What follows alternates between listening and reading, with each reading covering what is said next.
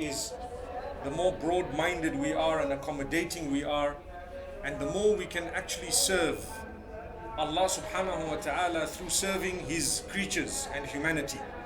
So I'm always happy to see the promotion of education as Muslims. People say that Muslims shy away from education. I would like to say that is not true. In fact, we were not given opportunities in the past.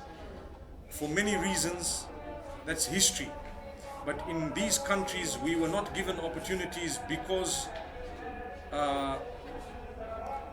of circumstances. And now that these opportunities have arisen, I think we are taking them quite well. And I think it's important to educate both our boys and girls, and to ensure that they are enlightened, not only with religious education, but even with secular education. The marriage of the two is what will result in the realization of the dua, atina fid dunya hasana wa fil akhirati hasana.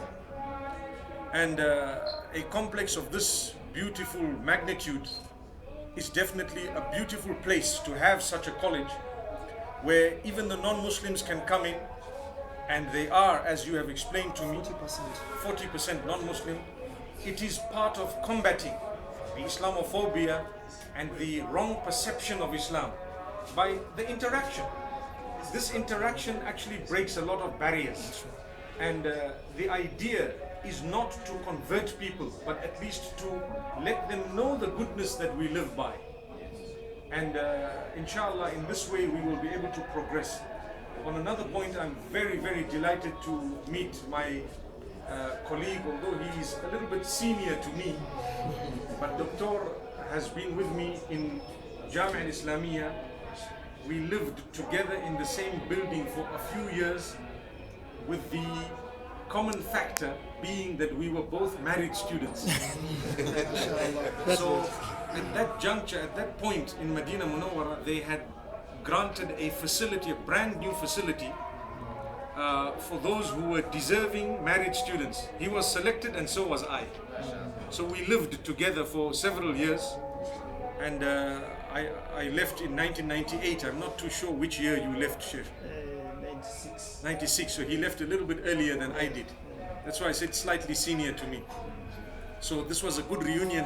As soon as I saw his face, it brought back a lot of memories. May Allah bless you, and I'm happy to see the progress that you have made, and the teams that we have here. It's always really heartwarming to see people progress, especially as Muslims. And I promise you, I was taught one thing by my own father. When your heart is filled with love, the people will feel it. They will feel the love. They will realize it. And this is what I have been living by, and I ask all of you to live by it. Let your heart be filled with love, and people will see it.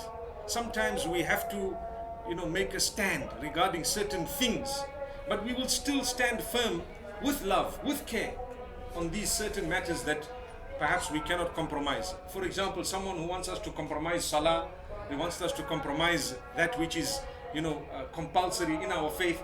Sadly, the line is drawn there respectfully, but still with love. We ask Allah subhanahu wa ta'ala to make it easy for all of you. Thank you so much for having me. Assalamu alaikum wa rahmatullah. Your Minister, humbly, the university staff, only the staff, as you get out, the request for you. No problem. Thank you so much.